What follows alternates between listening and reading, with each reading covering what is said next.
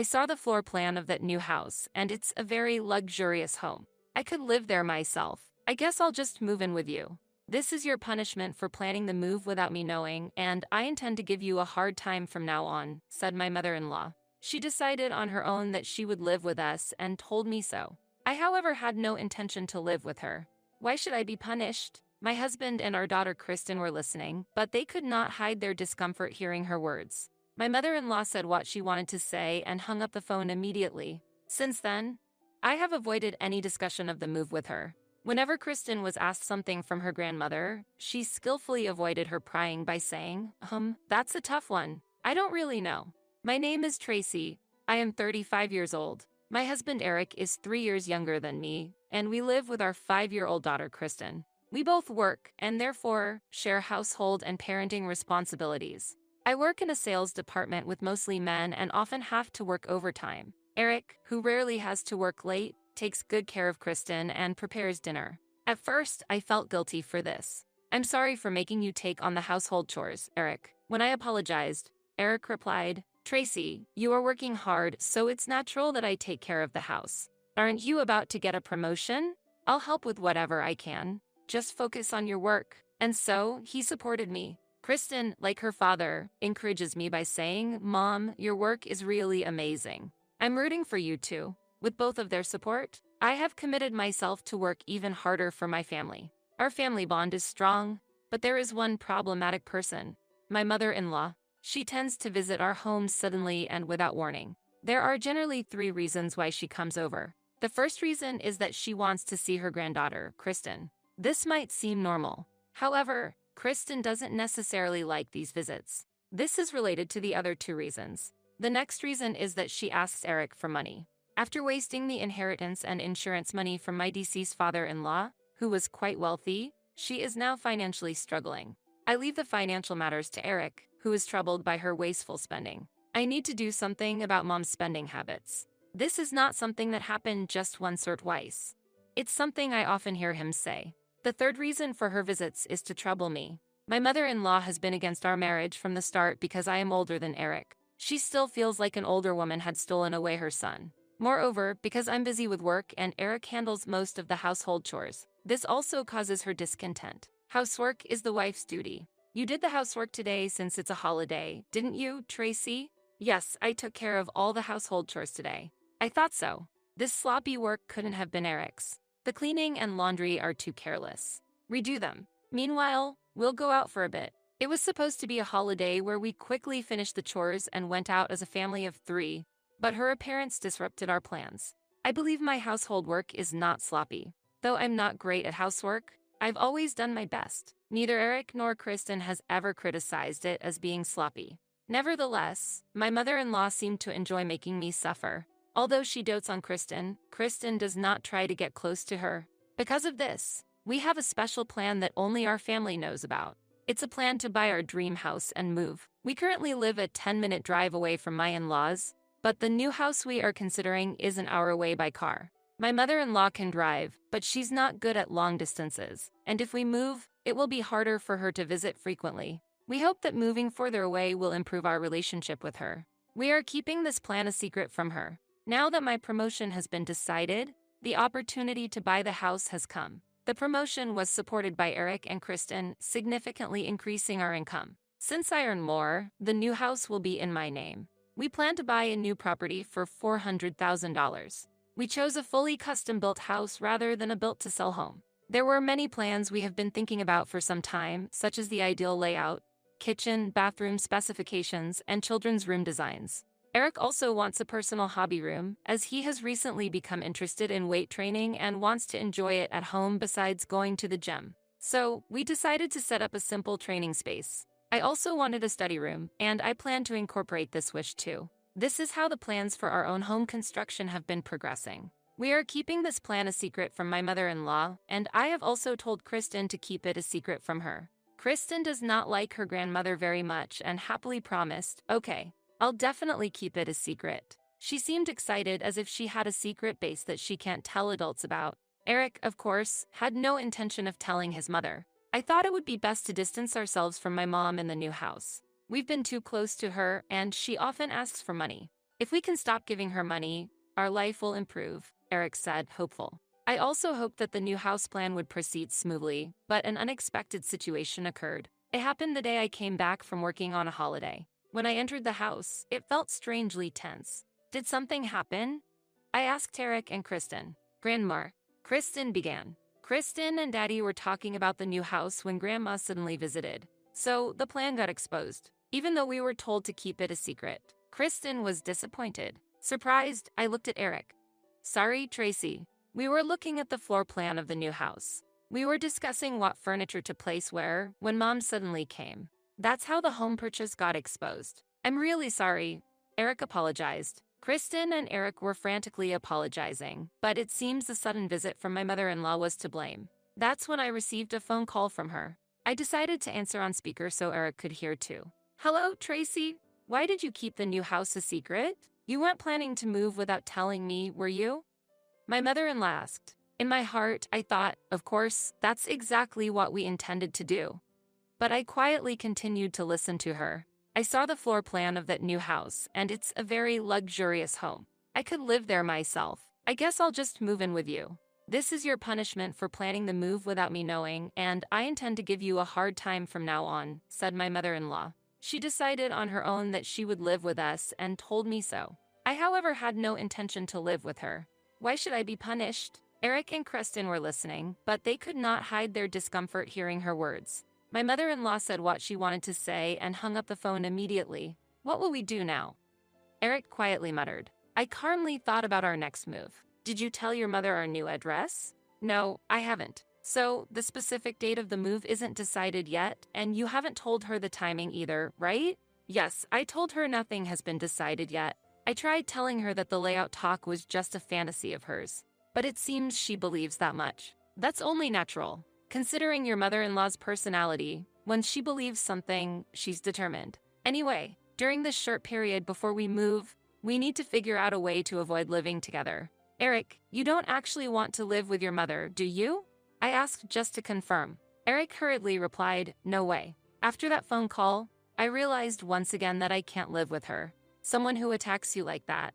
Relieved by his response, I felt we had a bit of leeway to think of strategies to keep her at a distance. A few weeks later, the moving date was set for 2 months away. During that time, my mother-in-law came over several times, trying to find out the moving date and the address of the new house from Eric and Kristen, but we had decided to thoroughly avoid answering any questions about the move. Kristen skillfully avoided her grandmother's prying by saying, that's a tough one. I don't really know. My mother-in-law seemed to be swayed by Kristen's charm and did not press her too hard. However, she was still strict with Eric. Eric, tell me the address of the new house soon. It'll be difficult to invite friends. And what day are you planning to move? Tell me the correct date. I also need to prepare, she said, making presumptuous remarks. I doubt she really had friends to invite, and what does she need to prepare for? There's no way we can consider living together. Finally, the day of the move arrived. We moved without any obstacles and left our old home. Despite the busy moving day, that night we celebrated our new start by eating pizza. The next day, while we were unpacking, I kept getting persistent calls from my mother-in-law. It was truly troublesome, and every time the phone rang, our stress increased. Unable to bear the constant phone ringing, almost every minute like an alarm, I finally had to answer. Why didn't you answer the phone right away? Well, never mind that. Where are you now? I went to your house and no one was there. I was waiting with the movers. Hurry up and tell me the new address, said my mother-in-law. At that moment, Eric came over and I decided to switch to speakerphone, thinking the conversation was important. Her voice echoed throughout the room, sounding quite excited. I have no place to return to because I let go of my house. Where are you now? Please tell me the address, she pleaded with a tearful voice, but her words were hard to believe. Eric calmly asked, Mom, what do you mean you let go of the house? She answered with satisfaction. Eric, you were listening? Yes, I planned to live with you all, so I decided the old house was unnecessary. Thanks to the trend of buying old houses, it sold for a surprisingly high price because of its good location. However, Eric was not convinced by her explanation and stated firmly, yet calmly, use the money from the sale to move into a new apartment then. We have no intention of telling you our address. As Eric firmly rejected her, I supported him internally. Yet, my mother-in-law persisted, I can't rent a new apartment. The money from the sold house is already gone, she said despairingly. What? Eric could not hide his surprise, and I also expressed my astonishment on the spot. Hearing that the family home had sold for a high price only to find out the money was already gone was completely incomprehensible. Eric pressed further. Mom, I need you to be clear. Why did the money run out so quickly? After a moment of silence, she answered. Well, I wanted to buy new furniture to match the new house. And I ended up purchasing various things, and I've used about half of the money. Half? You used half. The rest? I used it to pay off debts. There were debts. I couldn't comprehend the situation at all. But now it was clear that the money from the sale of the family home was gone. I was surprised there were debts. What on earth had she spent so much money on? Mother, what did you use the money for? I couldn't help but ask, but she became infuriated. I don't need to tell you that. Don't ask unnecessary questions. While feeling angry inside, Eric checked again. Mom, I'll ask one more time. What was the money for? What happened with the money I send you monthly? It seemed necessary for her to answer her son's question. You see, there was something I desperately wanted. I thought if I didn't have enough money, I should try to make more, so I tried gambling. Initially, $100 turned into $500, and I got carried away. Before I knew it, I had accumulated debt. My mother-in-law explained. I cannot comprehend the idea of resorting to gambling to make money. Sigh. Eric and I both sighed heavily. Kristen, who was listening to this conversation on the spot, expressed her opinion clearly. Grandma, you are not very smart. Kristen said. Her remark was clearly audible to my mother-in-law, who replied with a slightly melancholic voice, Kristen. After that, the call ended abruptly, and Kristen's frank opinion seemed to have deeply struck my mother-in-law. Caught off guard, she probably fell to her knees in an unseen place, stunned. A little time passed before she called again. Preparing myself for this to be our last conversation, I answered the phone. Tracy, I deeply regret what I have done in the past. I will properly apologize for my actions, so please, tell me your new address. I have nowhere else to go and no one else to rely on, my mother-in-law said with words of apology. However, there was no way to confirm if her apology was heartfelt or not. Even if it was a sincere apology, I had no intention of living with her. This house was purchased by me and is owned under my name. There is no need to disclose the address to anyone outside the family. If by any means you find and visit our home, we will consider it trespassing and may take legal action, I firmly conveyed, recalling the painful past experiences. Despite this, she weakly said, I have nowhere to go. But I responded without hesitation. If you have nowhere to go, there are options like short-term rental apartments. From now on, you must work things out on your own. As it is often said, those who do not work shall not eat. I made it clear to her that she had no other choices. Finally, I said all I wanted to say and ended the call satisfactorily. Feeling there was no point in continuing a fruitless argument, I removed her number from our contact list and set it to block incoming calls. Eric, facing a similar situation, ended the call quickly after another unpleasant call from her and decided to block her number as well. Afterwards, an incident occurred in the vicinity of our home. On the day we moved into our new home, my mother-in-law, who was making loud noises around the house, caused the neighbors to call the police. While she was not arrested, I heard from around the neighborhood that she had been publicly embarrassed by the police interrogation. This incident prompted Eric to make a significant decision, and he legally cut his relationship with his mother. Tracy and Kristen are enough for me, Eric said strongly, which was very reassuring to me. This event eventually spread among relatives, and my mother-in-law's past actions were greatly debated. While she had been harsh on me in the past, she had also been asking her son for money, accumulating debt by gambling, and even sold her own house to make living together happen. There was no one who defended her. Even if she sought help from relatives, no one was willing to lend a hand. My mother-in-law eventually depleted her modest savings and moved into a modest apartment, managing to find a job. It seemed she understood that she couldn't live on the pension from her deceased husband alone, but years of being a housewife made it difficult, leading her to a tough life of job hopping. In the meantime, trying to find more financial leeway, she once again turned to gambling and fell back into a destructive cycle of debt. My mother-in-law was left with no assets to sell, and it was uncertain how she would survive. On the other hand, our family was able to start a smooth life in our new home. There were many children of Kristen's age in the neighborhood, and she was always blessed with playmates, enjoying her days. I also became close with other moms in the area, enjoying new friendships. Eric was very satisfied with the environment that allowed him to enjoy training at home, and we all sincerely hope to continue supporting each other and spend peaceful and fulfilling days together.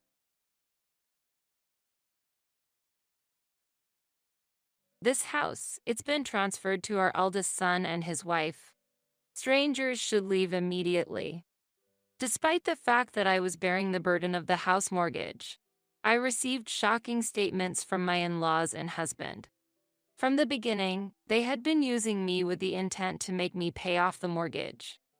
When I learned this truth, my heart rapidly shifted from gratitude to anger. Well then, I'll be moving out. To their mocking words, I responded with a defiant smile. I will make them regret ever challenging me. Immediately, I sought help from an acquaintance and began plotting my revenge against them. My name is Michelle Anderson. I'm a 48-year-old lawyer working at a law firm. Currently, I'm living while taking care of my husband and his parents. It all started when I gave a house to my in-laws. I married James when I was 30. When our marriage was decided, my father-in-law was involved in an accident and injured his leg. He couldn't stand on his own and had to live in a wheelchair. My mother-in-law was also elderly and needed care, so I gave them a barrier-free house.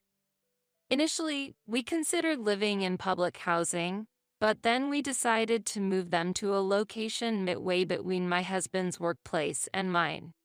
This was my suggestion so we could reach them quickly in case of any emergency. I received a lot of help from the Anderson family regarding my father. Please let me return the favor, I said. My father passed away before I got married. Just before he died, he had accumulated a lot of debt, putting our family finances in a very tight spot. We struggled, piling up more debt to pay off the existing ones. My husband and his family were the ones who saved us from this difficult situation. James and his parents paid off my father's debts on our behalf. If you're hesitating to marry because of the debt, wouldn't it be solved if we paid it off? My parents think the same way, said James. That's right. It's debt from a business failure, not from frivolous spending. There's every reason to help, added my mother-in-law. That's right. We should help each other out in tough times. There's nothing to be ashamed of, said my father-in-law. Thus, they supported most of the debt without saying anything. Both my father and I expressed our gratitude through tears, and I desperately took the bar exam. The total amount borrowed from my husband's family was about $50,000. I was confident that I could repay the debt once I succeeded as a lawyer. I didn't want to carry the debt as a perpetual burden. My ultimate goal was to pass the bar exam and become a lawyer. With a firm vow to repay the money I borrowed from my in-laws, I continued to work hard to become a lawyer. With that strong determination, I immersed myself in studies and, as a result of tremendous effort, finally passed the bar exam. My father and in-laws celebrated my success, and my heart was filled with immense joy. To start my career in the legal field, I quickly found a job and began working at a law firm. The director was very kind, and I learned a lot from experienced senior lawyers, gradually honing my skills. Over time, I acquired exclusive clients and now hold an important position in the office as a female lawyer earning over $100,000 a year. Thanks to my professional success, I was able to completely repay the debt to my father and in-laws. However, after my mother passed away, my father soon left this world too, and I was left alone. That's when James proposed to me. You're a strong woman who can stand on your own. But I want to be the man who supports you. I will always cherish you, so please consider marrying me. Convinced by his words, we decided to marry, expecting a happy life to begin. At that time, my father-in-law was unfortunately involved in an accident. Grateful for their past kindness, I offered to build a new barrier-free house for them, despite their objections. The gratitude I feel is more than words can express. Please, do not hesitate. I want you all to live comfortably. It was a sincere wish. I conveyed my earnest feelings, not just flattery. My enthusiasm reached them, and with a wry smile, my in-laws accepted my offer. However, right after agreeing, they added a condition. Michelle, why don't you live with us too? We heard you and your husband are looking for a new house. That's right. If you don't mind, let's live together. Eventually, this house will belong to you. James has an older brother. He, 3 years older than me, got married and left home a few years ago. He started his own business and, due to his business, left everything at home to James, as I heard from my mother-in-law. My brother-in-law had an oral agreement that in exchange for taking care of the aging parents, James could freely use the parents' assets. Before leaving home, my brother-in-law had communicated this to James. Moving to the new house would shorten my commute, and we would start living together with James and his parents. Since we could support each other in times of need, there was no reason to refuse living together. However, I was worried that I might trouble my in-laws. Having occasionally caused them trouble even before marriage, I was anxious about whether living together was appropriate. Sensing my concerns, James gently placed his hand on my shoulder and reassured me. Don't worry, Michelle. I'm here to support you. Let's live together with confidence. Encouraged by James' words, I agreed to live with my in-laws. I was expecting to start a new life with the four of us and have enjoyable days. However, the peaceful life I had hoped for was not the reality. Michelle, where did you put my morning clothes? Michelle, the TV remote isn't responding. Can you do something about it? Michelle, can you help me? I want to sit on the sofa. It has already been 13 years since we started living in this house. In this house, every family member always comes to me for favors. They have no intention of managing things on their own. The family is completely dependent on me for everything, especially my father-in-law, who is disabled. He doesn't hesitate to touch me freely. I told you I had prepared and hung up the morning clothes. Mother, that's the air conditioner remote, not the TV remote. It's on the desk. Father, please ask James for physical support when he's around. Please don't rely on me. I can't support you properly. I found myself replying to them daily. Initially, I suppressed my dissatisfaction and did my best to meet the family's demands. It was unthinkable that while shouldering the mortgage, all household responsibilities were also left to me. I had thought about divorce several times. However, James always skillfully managed the situation, and my in-laws would apologize. I wasn't feeling tortured or harassed, so every time they apologized, my heart wavered and I ended up choosing not to divorce. Day-to-day life was filled with the in-laws' dependence and minor frustrations. But somewhere, I felt a bond as a family, which might have made me tolerate the situation. Still, the option of divorce always flickered in my mind. My mother-in-law finally started showing signs of mild dementia, or perhaps she was just becoming forgetful. It's not clear, but such questions from her increased. James, who had promised to help before marriage, proved to be utterly unreliable in this situation. Continuing my life with these uncertainties, I gradually adapted to the environment through experience. I began to handle everything before being told and started to express my opinions clearly to James and others. However, my father-in-law's excessive behavior was something I could not overlook. I expressed my dissatisfaction not only to James but also to my mother-in-law. I can't overlook father's behavior. Lately, he pretends to have dementia to touch me. Mother, please do something. My father-in-law has not yet been diagnosed with dementia. To be precise, he was examined, but he wasn't clearly diagnosed with dementia. The symptoms were mild, so it was a gray area whether it's dementia or not, the doctor said. Don't say that. It's part of the illness. It can't be helped. Certainly, such behavior could occur in dementia tendencies. But normally, this happens at a more severe stage of the symptoms. Regarding my father-in-law's behavior, he was just using the word dementia as a shield to act freely. Even after the doctor said it's not dementia, my in-laws arbitrarily decided it's dementia and used it to excuse inconvenient situations. I could understand if it was really dementia, but using an illness to force others to endure is not acceptable. I consulted with James and sought a response from my in-laws. But each time, he said it was troublesome and kept postponing it. When I was about to reach my limit of patience, an unexpected event occurred.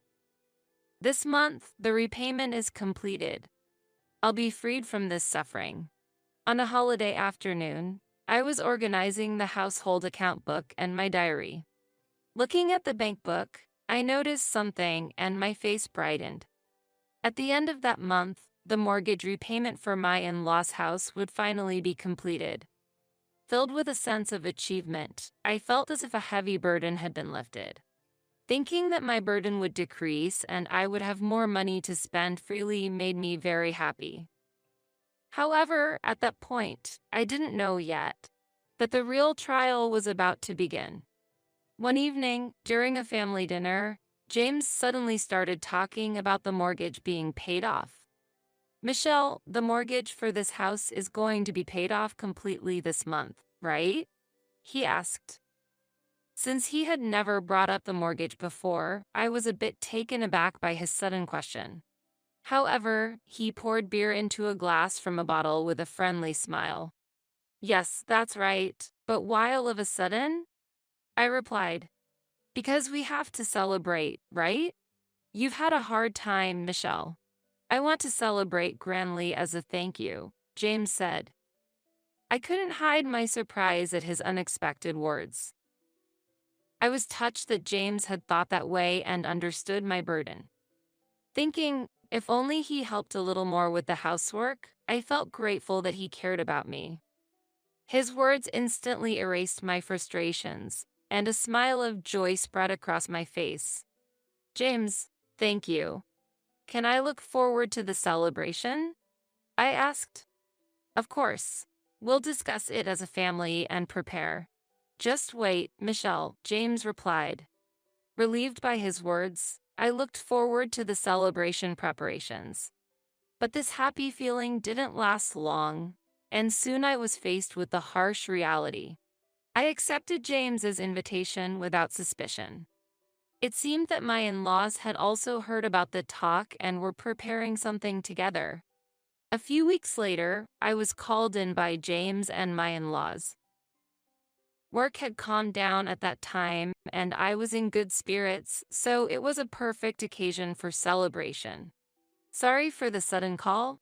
I have something to talk about. It's okay, no problem at all.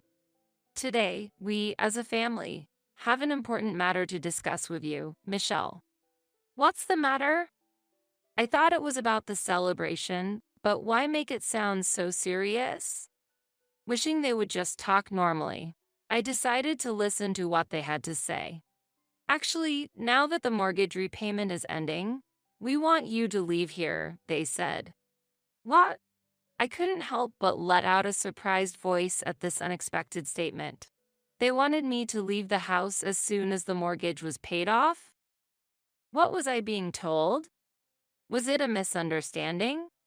Such surprising words made me want to think it was a misunderstanding. I couldn't fully comprehend what James was saying and lost my words, unable to respond to his query. At that moment, I couldn't catch up with my thoughts and was just confused. Seeing me like that, my in-laws couldn't wait for me to understand the situation and began to explain further. We've sold this house to our eldest son and his wife, my father-in-law informed me. What? I exclaimed in shock. My mind was in turmoil, unable to comprehend what was happening. Being suddenly ordered to leave the house, and furthermore, that the house had been passed to James's eldest brother and his wife, was unbelievable. What was the meaning of all I had done for this family? Did this situation signify that my role was over? However, I could not accept such an unfair and unreasonable situation. Now that we have this wonderful house, your role here is no longer needed. We tolerated you until the mortgage was paid off, but now the house is ours. You are no longer needed, my mother-in-law continued. I had lived in this house with James's family, feeling deep gratitude towards them. Because I felt so grateful, I stayed without saying anything until today. But now, I realized it was all just an act. Even helping my father and me was part of their plan to make me do something for them. Facing this truth, I felt a deep sense of betrayal and disappointment. The sudden estrangement from a family I trusted was an immeasurable mental blow to me. The trust I had built up over the years crumbled in an instant. It was as if everything I had believed in for so long was just an illusion, deeply wounding my heart. They knew I was striving to become a lawyer to clear my father's debts, so they gambled, thinking the investment, though risky, could potentially double in return. It was a scheme to make me buy the house. We expected a significant return if we showed you kindness. Ever since you and James were dating, we thought the investment wouldn't be a waste, she added. When you were happy just for us taking a little care of your father and gave us expensive wine as a way to thank us. We thought you were easy, she continued. It was before my father's business collapsed. My family was quite wealthy until then. James seemed to have been eyeing my family's wealth from the beginning, knowing I was aspiring to be a lawyer. That's why he saw value in his actions up to this point. Unaware, I completely trusted James and his family. How foolish I was. I couldn't believe myself. That's why we devised this plan. We thought if we obligated your father, we might get a big reward, he said. Their confident and unbelievable statements were hard for me to accept. So, it's a great success. We've got a wonderful new house. It's in our name, and once the mortgage is paid off, everything is ours. What we do with our property is none of your business, they declared. Their words were filled with planning and conviction, and I struggled to accept this reality. It took me time to understand that everything had been planned from the beginning. For these 13 years, they had just been quietly waiting for this moment. They never truly loved me or my father. We were just a means to their end. Their plan had been to approach our family from the start, and we fell into their trap without realizing it. Faced with this unbelievable situation, darkness spread in my heart. My emotions sank into deep darkness, as if I was standing on the edge of a cliff. The word despair suited my feelings at that moment. I couldn't understand everything they had done, thought, and executed. So, outsiders should leave this house immediately. You have no place here anymore. Their words inflicted a deeper wound in my heart. Confronted with the fact that I was no longer needed in this house, I was just dumbfounded. This house was once a place of peace, love, and warmth for me, but now all that had crumbled away. A chapter of my life had ended, and a new, lonely journey was about to begin. There's your stuff to pack, so it can't be immediate, James. If you do that, you'll really be in trouble. Let's do it tomorrow. I'll give you until tomorrow to pack your things properly and leave, my mother-in-law declared. This house now belongs to the Anderson family, my father-in-law added. Also, I'll get the divorce settled. There's no point in us being a couple anymore, and I'm tired of your nagging. Make sure you've signed the papers by the time you leave this house tomorrow, James said. The words Anderson family weighed heavily on my heart. It was now clear that I had never been accepted by the Anderson family from the beginning. Was I treated unjustly and made to work like a slave, struggling to balance housework and my job because I wasn't considered family? All my questions merged into one, and I could only muster a bitter smile. I was deceived by your family from the start, I murmured. That's right. Are you stupid? Don't you understand that? James retorted. Hearing his words, I felt something breaking inside me. Looking down, I slowly raised my face and, forcing a smile, gave an unexpected response to my in-laws. Then, I will move out. My heart could no longer find a reason to stay with the Anderson family. All those days were filled with their deceit. My life from now on would be a new path. When I suddenly showed a bright face and decided to leave the house lightly, my in-laws could not hide their surprised expressions. Quite obedient, aren't you? Got something up your sleeve? My mother-in-law asked suspiciously. No plans. Hearing such an incomprehensible story, I felt like my life hit rock bottom. And just like that, my love for your family cooled instantly. I'll pack up my things right away and leave this place. I'll properly sign the divorce papers. I'll have my lawyer contact you later about the division of property. Goodbye, and thank you for everything up to now, I said. Without waiting for my in-law's reaction, I returned to my room.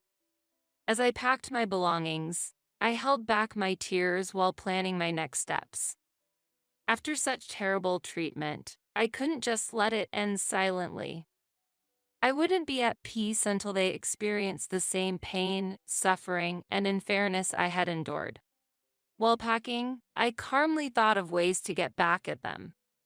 I meticulously planned how to inflict the greatest pain on them. Various thoughts raced through my mind as I deeply contemplated my future actions. My anger and disappointment towards the in-laws were indescribable, but I maintained my composure, searching for the best way to resolve the situation. My revenge on them had to be more than just an emotional reaction. They needed to seriously understand the consequences of their actions. My new life began from there. While I was packing, suddenly my phone rang. The moment I saw the caller's name, a strategy formed in my mind.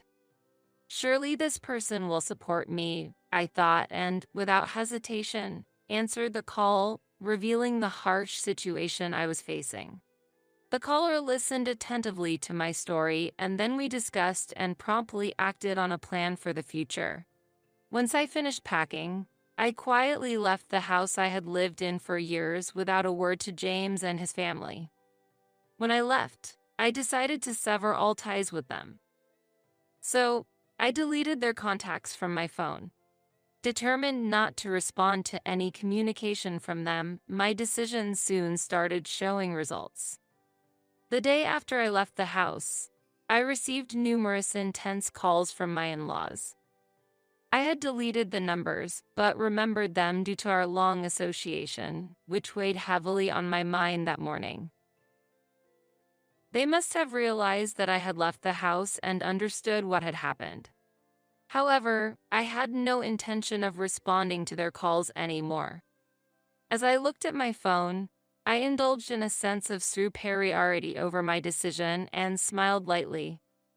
At that moment, the person who provided me a new place to live reassured me, "You don't have to answer the phone at all." I gratefully nodded at his words. I was ready to take the first step towards a new beginning. My life was about to enter a new chapter in a new environment.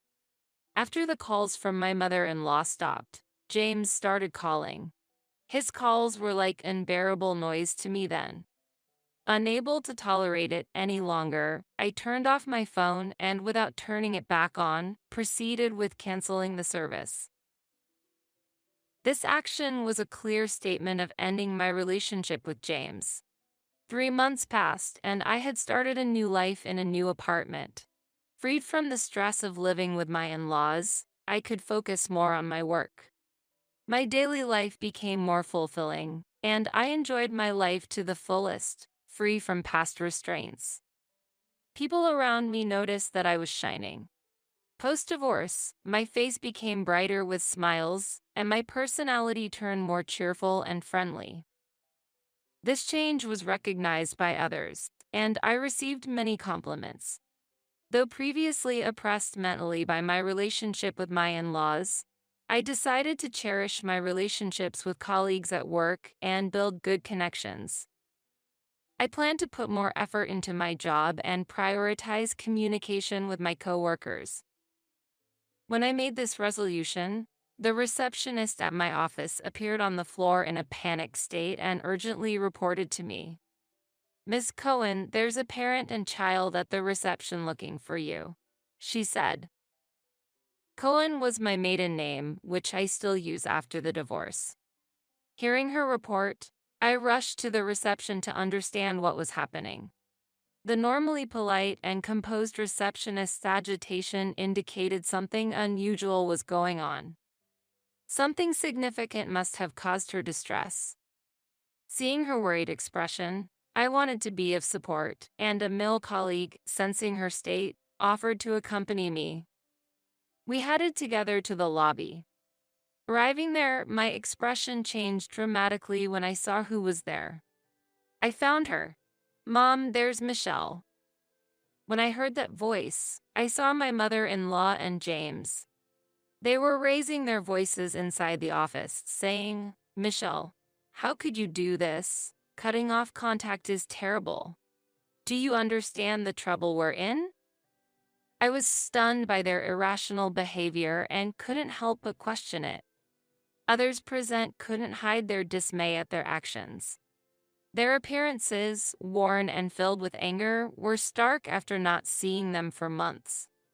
Realizing the abnormal situation, other reception staff reported to the upper management, and soon the office manager appeared in the lobby. "Miss Cohen, a meeting room is prepared. How about having a discussion there with your in-laws?" "I'll contact him," the manager suggested calmly. Having already confided everything to the manager, I accepted the suggestion. Feeling uneasy about going alone, I took my colleague with me. He was the lawyer I had hired for the matter with James, so they accepted his presence. I headed to the meeting room, suppressing my confusion and agitation. Despite my turmoil and anxiety about the unknown situation ahead, I was somewhat relieved by the manager's calm handling and resolved to move forward step by step. As I walked to the meeting room, my mother-in-law and James glared at me with anger. Despite their dire situation, they seemed displeased to see me enjoying my work. Their gaze and attitude made their feelings clear. Sitting in front of my in-laws, we exchanged glares, and then the manager entered the meeting room with someone else. "Sorry I'm late." "What? Why are you here?" The person the manager brought was James' brother, my brother-in-law. He stood there, glaring at the two with an angry expression. "There's nothing to say. You guys have really done something ridiculous." My brother-in-law was a former gang leader who used to rule this area in his youth. He now runs his own company, working in construction. His employees affectionately call him boss, and he detests dishonest behavior. After consulting with him about this incident, he was visibly angered.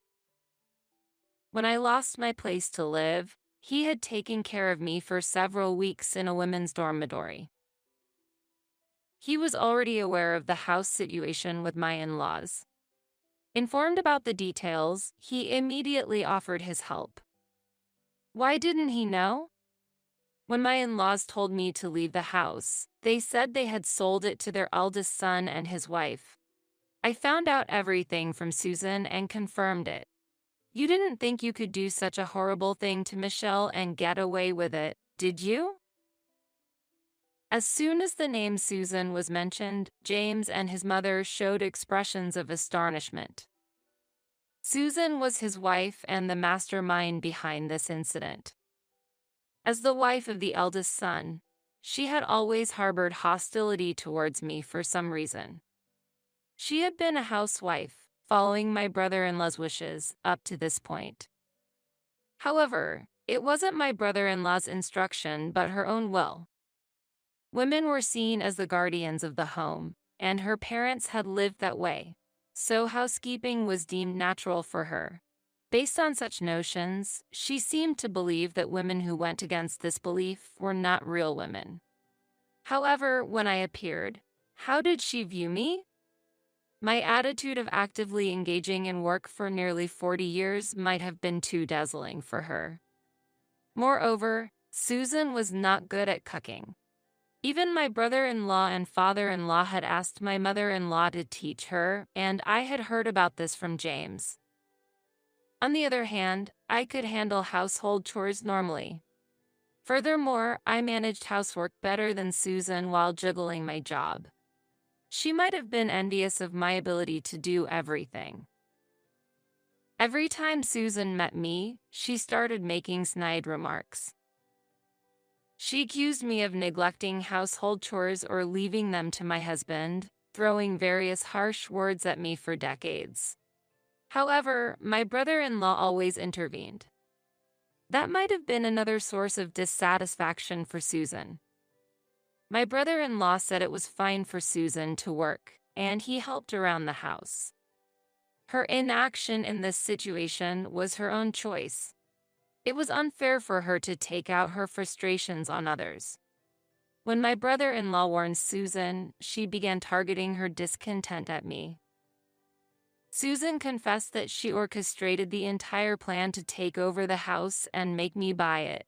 She instigated you, Mom and Dad, to execute this scheme. You all probably thought you could get your own house and continue pretending to be senile, and I wouldn't be able to complain.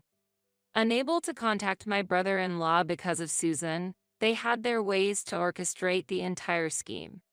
James had also accepted a reward for helping them in this affair, making them all conspirators. The only person who didn't know was my brother-in-law, who would have stopped such foolish actions had he been aware. This situation must have filled him with regret. So that's why everyone behaved so meekly whenever he visited. Whenever my brother-in-law came over, my parents-in-law didn't do anything. They probably understood what the outcome would be if he found out about the situation. The manager and colleagues present watched my in-laws with expressions of astonishment. So, how should we handle this? I have no intention of forgiving even a fraction of the insult I received, let alone the trouble caused to Michelle. But it was Susan's suggestion. That's right. We were just misled by clever words. It wasn't intentional. Not intentional. You say? At James's statement, my patience reached its limit. I stood up, my face filled with anger, and yelled at my mother-in-law and James. How can you say you had no ill intentions after doing such a thing? Do you have any idea how much pain I've been through these 13 years? My suppressed emotions exploded, and I couldn't hold back my tears of anger and frustration. My mother-in-law and James had never seen me cry before. No matter the hardship, I had endured and persevered. Even when my father-in-law was falsely considered senile and acted freely, I never showed any tears and endured everything. In their eyes, I was always a strong woman who never cried. Seeing me raise my voice and cry then must have been shocking for them. Do you realize how grateful I was to you? How much I wanted to repay you? To think that the care for my father was motivated by such ulterior motives. I can forgive you. I will never forgive you. With those words as a signal, my brother-in-law brought someone into the meeting room, and a man in a black suit entered. He sat opposite us and looked intently at my in-laws. You will have to take responsibility for this. What? Faced with an incomprehensible turn of events, my mother-in-law exclaimed in surprise. This man is my lawyer, hired by brother-in-law. He is a respected attorney in our office, like a mentor to me. We intend to seek compensation for the unfair treatment I've received. What do you mean? It's pointless to dig up the past now. The past is irrelevant now. The lawyer, who had been quietly listening to my in-laws, slightly adjusted his glasses and coolly refuted them. The current evidence and the basis for the future claim of damages make the lawsuit fully feasible, especially since there was no agreement not to claim property at the time of the divorce. In this case, there is no specific time limit for claiming compensation. Furthermore, as he spoke, the lawyer took out an SSD from his pocket, and my in-laws looked confused. What is that? This is the record Michelle has been keeping. Her PC was equipped with a camera for remote meetings, and all your heinous acts have been saved as data. Upon learning this truth, my in-laws' expressions rapidly paled. Michelle mostly worked in the living room, didn't she? Modern laptops often have built-in cameras, and your harassment in the living room has backfired, the lawyer said before pocketing the SSD and calmly staring at my in-laws. The ownership of the house is already in Michelle's name, and your eviction is just a matter of time. We will proceed with legal action promptly, so please prepare the funds. Wait, you're saying it's changed to her name? James reflexively reacted to the liar's statement. My brother-in-law raised his voice in response to James's reaction. I asked Michelle to change the ownership to her name. Thanks to you putting it in Susan's name without permission, the change was surprisingly easy. Anything to say about that? My brother-in-law taunted James with a mischievous smile. James, who had never won a fight against his brother since childhood, couldn't argue back, and my mother-in-law also remained silent. I will also properly bill you for all the expenses involved in that transfer. That's only fair, right? After all, it was your wrongful actions. If you don't deal with what you've started, we'll be in trouble too, said my brother-in-law, folding his arms and standing imposingly, throwing those stern words at them. The two were speechless before my brother-in-law's stern demeanor. My brother-in-law had also informed Susan, his wife and the mastermind behind this ordeal, about this. After resolving this matter, he had expressed his intention to divorce her over the phone. I'm really sorry for involving you in this, Michelle. Even though I didn't know, I will support you to the fullest until you are satisfied. Let me know any request you have. It's my family who did this, so I have a responsibility too.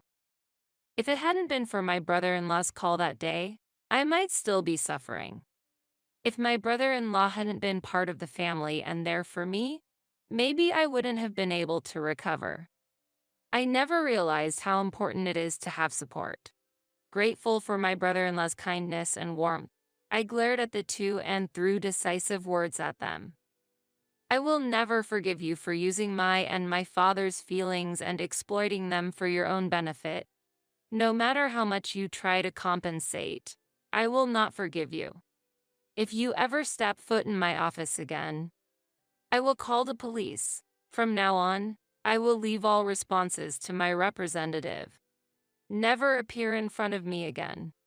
The manager and my colleagues listened as witnesses until the end, so my in-laws couldn't escape the truth and left the office dejectedly. Soon after, James and his family left the house. The negotiation for compensation was settled by my brother-in-law for $70,000, considering the purchase of the house, the motive behind the marriage, and the mental and physical pain I endured. I really wanted to get more, but after consulting with the lawyer, we concluded that this amount was fair, my brother-in-law said apologetically, and I nodded in gratitude. Considering that the maximum amount for moral harassment is usually around $30,000, this was a significant achievement. For me, it was nothing but gratitude. Fortunately, the house was returned to my possession within a few days. The furniture and appliances were also moved under my brother-in-law's supervision, and everything was successfully recovered. Currently, the house is being used as a rental property. It's too big for me, and since it has good location and barrier-free features, it seemed a waste not to use it. Following my brother-in-law's advice, I started renting it out.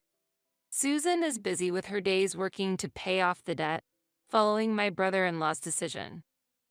She works from morning till night, and my mother-in-law and James are in a similar situation.